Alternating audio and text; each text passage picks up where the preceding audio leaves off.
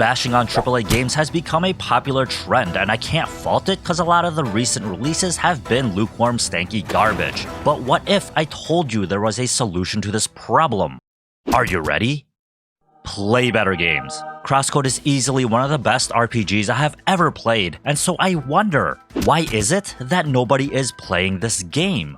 This could easily be attributed to a game being bad, but considering how many people are playing Overwatch 2 right now, I don't think that's always the case. CrossCode has incredibly fun combat, smart puzzles, and a grasping storyline. It does so many things right that it's quite hard to find something it's doing wrong. And even if you did, it wouldn't even matter. Now, the combat in CrossCode doesn't reinvent the wheel, but it is diverse enough that even Disney would approve of it. There are 4 elements to swap between during combat to exploit weaknesses and trigger breakpoints in enemies, skill trees associated with each element to enhance them differently, and special abilities referred to as arts that let you blow up the freaking world, not just stick a banana to a wall. The combat chain system is a nice touch as well, and I would love to see that more often to incentivize fast combat. I think this may have brought back some repressed memories.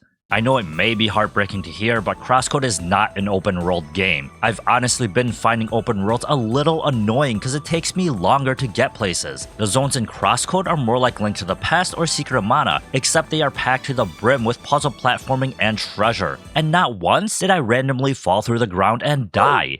Just saying. The puzzles and platforming were a huge highlight for me because I do sometimes enjoy using my brain while playing games. Do you remember that last puzzle of Goof Troops? If you know, then you know. Some would say that the dungeon puzzles overstayed their welcome a bit, but I don't think so. Not at all. 10 out of 10, show me some better puzzles. I'll wait. Ain't nobody got time for that. I thought the gearing system was super interesting as well because not only did you buff your basic stats, a lot of gear would buff random attributes that would impact other characteristics such as movement speed, lifesteal, damage reflect, and more. You would acquire better gear from trading rather than buying directly from vendors. This reminded me a lot of Secret of Evermore, except it was, you know, actually good instead of annoying, and you got to have a useful AI teammate instead of a dumb dog that looks like a freaking toaster. My biggest props goes to the world and storytelling of CrossCode though. It was beautifully told through the dialogue and emotions of the on-screen sprites. Leah, the main protagonist, is mute but still manages to convey all her thoughts through expressions alone, which works super well for me because I generally hate reading, though I didn't really enjoy watching Leah cry either. The interactions between her and the other characters also reminded me a lot of my former life as an MMO addict, but those days are long gone and I don't have any friends anymore, which explains why I make YouTube videos now. So let's bring this all back around. Why is it that nobody is playing this game? Is it because it's uncool to play RPGs, considering some of the largest IPs in gaming are Final Fantasy, Zelda, and Pokemon? I think that's hardly the case. Chances are, it's because nobody has heard of this game.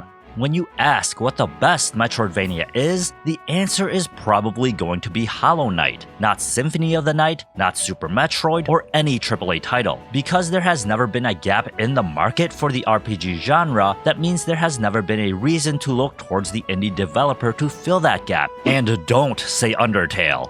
But aside from that, the pixel art does give off a very dated vibe to a lot of people, because clearly, good graphics equals good game.